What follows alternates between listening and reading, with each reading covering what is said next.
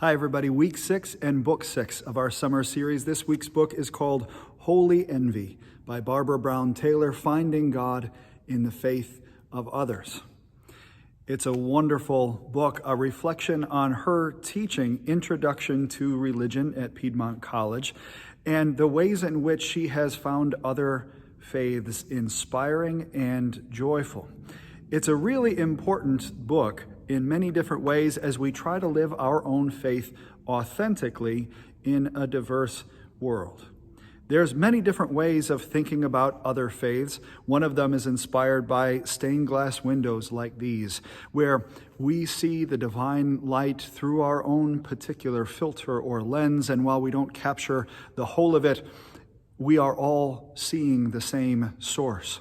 And someday we will see completely. People also talk about different faiths being like different languages, or different paths up the same mountain, or even the same elephant we're all trying to describe blindfolded while we all touch our own piece of it, not knowing the whole.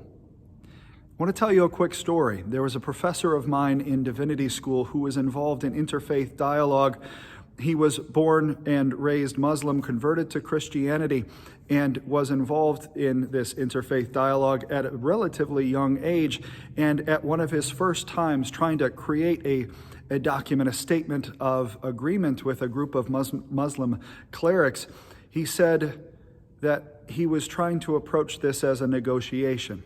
And as a gesture of goodwill, he knew that the doctrine of the Trinity, that Christians believe in, that God is three and one, and that Jesus is fully God. He knew that was really difficult, that Muslims would not believe that. And so he came to them and said, I'm ready to let that go, to not worry about that, because I know that's going to be a stumbling block for you. They went away, they thought about it, and when they came back, they said, if you're so willing to give up on your own faith, how can we trust you with ours?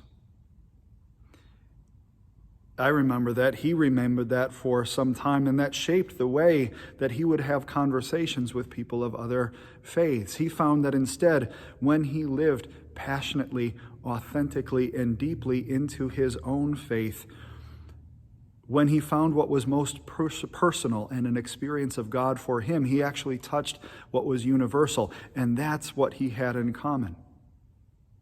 We express our faiths very differently. And each of our religions has its beauties, its idiosyncrasies, its dysfunctions, its absurdities. And at the same time, we cannot be except where we are. We can live our faith authentically, passionately, and well without thinking that everyone else needs to become like us, or without thinking that all religion needs to be abstracted into some common denominator nonsense. We can be where we are, and in living and embracing that gracefully and unashamedly, we can live our faith so beautifully that others may be compelled by it, and we will find what we have in common.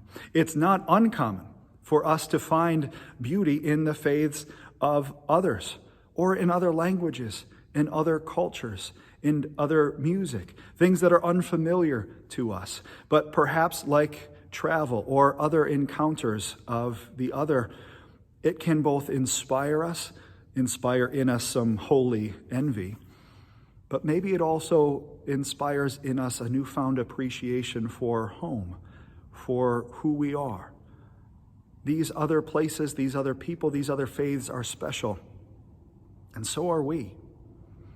We'll explore what that means for us this Sunday, whether you're with us in person Sunday at 10 o'clock on that same live stream, Facebook and YouTube, or wherever that finds you and whatever time. We hope you find it meaningful and inspiring. Thanks, everybody, and we'll see you then. Bye-bye.